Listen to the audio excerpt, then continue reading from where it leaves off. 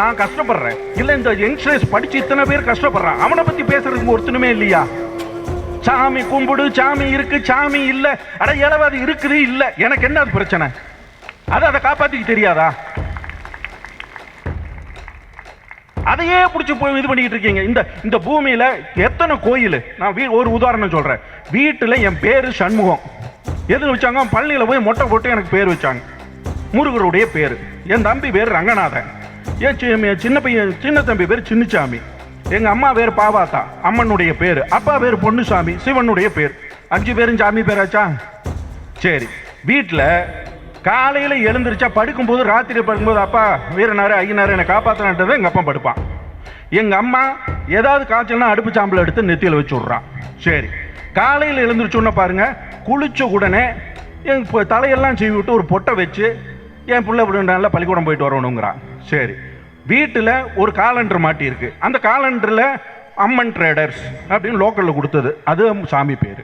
வீட்டில் 4 போட்டோ, அந்த போட்டோவில் கிருஷ்ணர் இருக்காரு, அனுமார் இருக்காரு, மாதம்மா அது இதுன்னு ஒரு 5 போட்டோ எங்கள் அம்மா மாட்டி வச்சிருக்கா, அதுலேயும் சாமி. கையில் பத்தாக்குறை கைத்தை கட்டி விட்டுறீங்க, அதுலேயும் சாமி. இன்னைக்கு வெள்ளிக்கிழமைடா, இன்னைக்கு அம்மனுக்கு டேவிடா, நீ மஞ்சள் ட்ரெஸ் போடா, செவ் ட்ரெஸ் போட்டு போடான்னு அதுலேயும் சாமி. வெள்ளிக்கிழமையில கடவுள் வந்துருச்சா? இன்னைக்கு சாப்பாடு, இது இன்னைக்கு வெள்ளிக்கிழமை நான்வெஜ் சாப்பிடக்கூடாது, இன்னைக்கு அம்மனுக்கு இது சனிக்கிழமை பெருமாள், தலைமையில சாதி சாமி, சாப்பாட்டுல சாமி, உடையில சாமி. சரி, ரோட்டை விட்டு நான் வெளியே வந்தா ஒரு மரத்துல இது கட்டி இருக்கு, இல்ல வீட்டு மூக்கில எல்லாம் விநாயகரை வச்சிருக்கு. ரோட்டுக்கு போனா எல்லா போர்டுலயும் கடவுள் பேர் தான் இருக்கு.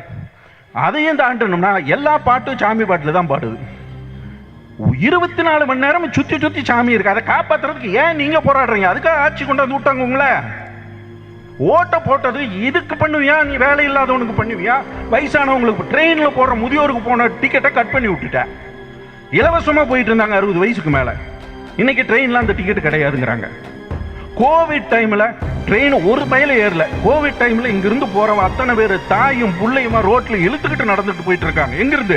இங்கிருந்து குஜராத்துக்கு, இங்கிருந்து பீகாருக்கு ரோடு காலியா கிடக்கு, ஒரு பைய சோறு போடுறதுக்கு ஆள் இல்லை. ஆனா மிலிட்டரி வண்டி அத்தனை வண்டி வச்சிருக்கீங்க, எல்லாத்தையும் டோல்கேட்டை ஏற்றி கொண்டு அங்கே இறக்கி விட்டுருக்க கூடாதா? அதுக்கு ட்ரெயின் விட்டு அதுக்கும் சேர்த்து பணம் கொடுத்தா தான் கூட்டு போவேன்னு சொல்லிவிட்டீங்க.